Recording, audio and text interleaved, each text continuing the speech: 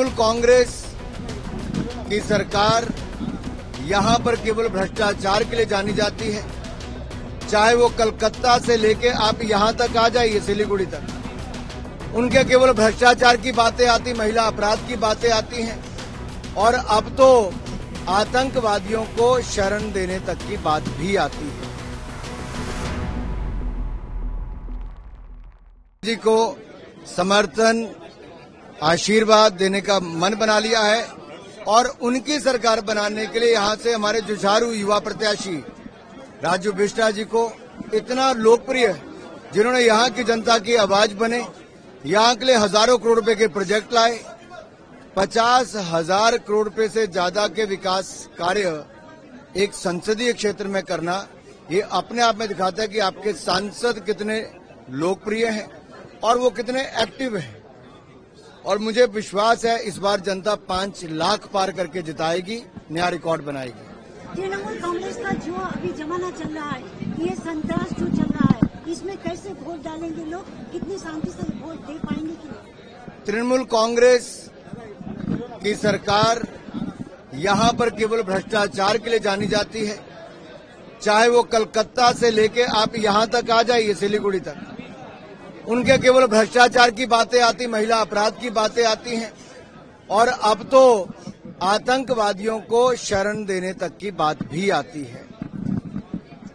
क्यों पूरे देश भर में से निकलकर यहीं पर आकर संरक्षण मिलता है? यह अपने आप में बहुत सारे सवाल खड़ा करता है। बीजेपी के घोषणा पत्र में सबका साथ, सबका विकास इसी मूल मंत्र के साथ चलने के लिए है, और नहीं तो हमारे इस क्षेत्र में विकास होता कैसे? नरेंद्र मोदी जी के दिल में नॉर्थ बंगाल के लिए विशेष स्थान है। आपके सांसद राजू बिष्टा जी उनके बहुत प्रिय हैं, इसीलिए इतनी हजारों करोड़ रुपए की यहां पर योजनाएं मिल पाई हैं।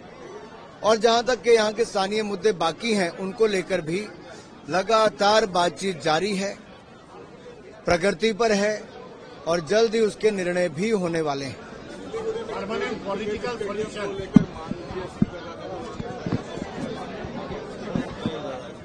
निश्चित तौर पर खेल और खिलाड़ियों के लिए जो सुविधाएं मांगी हैं, वो यहां का हक है।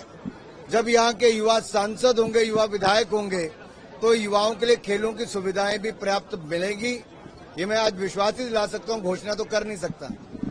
इसके बारे में क्या बोलिएगा? परमानेंट पॉलिटिकल सॉल्यूशन इन हिल।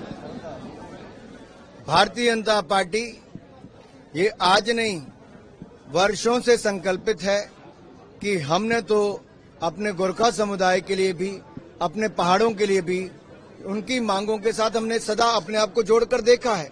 उस दिशा में कदम भी उठाए हैं, उस दिशा में चर्चा भी की, उन बातों को आगे भी बढ़ाया है, और इसका समाधान भी कोई दे सकता है तो केवल नरेंद्र मोदी जी दे सकते हैं।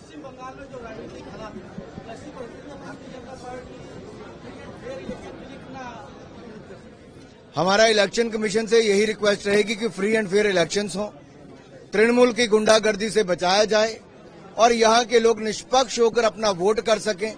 लोकतंत्र में सबसे बड़ी ताकत तो आपका वोट है। पिछली बार भी जनता ने भारतीय जनता पार्टी को चुना था नॉर्थ बंगाल में। ये दिखाता है कि यहां की जनता के दिल में बसते हैं तो नरेंद्र मोदी और भारतीय जनता पार्टी।